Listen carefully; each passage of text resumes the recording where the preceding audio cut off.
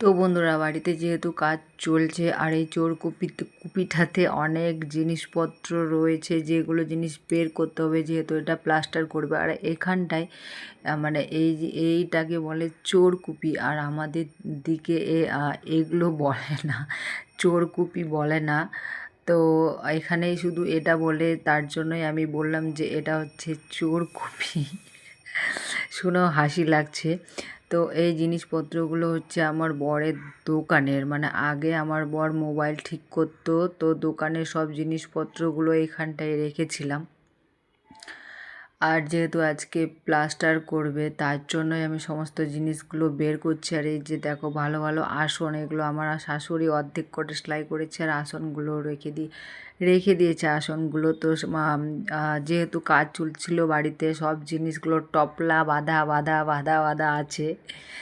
এই যে দেখো কত সুন্দর সুন্দর আসন, এইগুলো আসন অনেকগুলো একটা ব্যাগের মধ্যে ভরা ছিল। আমি ভাবছি কী আছে দেখি, তো দেখছি সুন্দর সুন্দর আসন রয়েছে। তো আমি 2টা আসন রাখলাম, যেহেতু আমার পুজোর ঘরে কোনো আসন নাই, তার জন্য আমি 2টা আসন রাখলাম।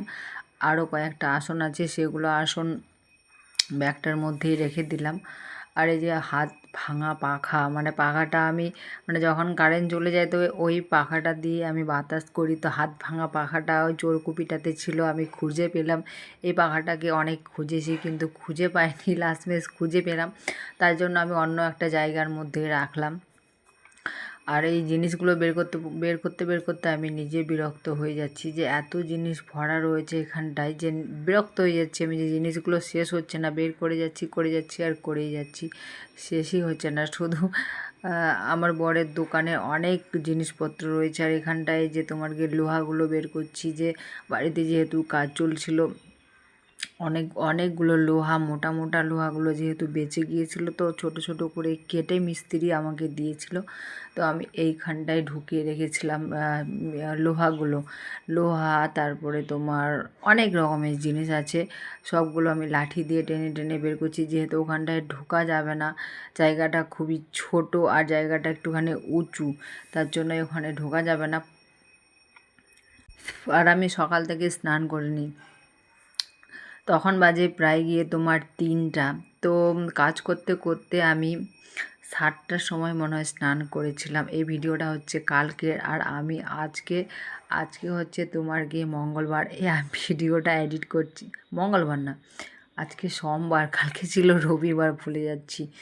কালকে ছিল রবিবার, আজকে হচ্ছে সোমবার। তো ভিডিওটা আজকে এডিট করছি আমি। এই ভিডিওটা করা ছিল, যেহেতু মিস্ত্রি আসেনি, তার জন্য ভাবলাম যে ভিডিওটা এডিট করে নিই।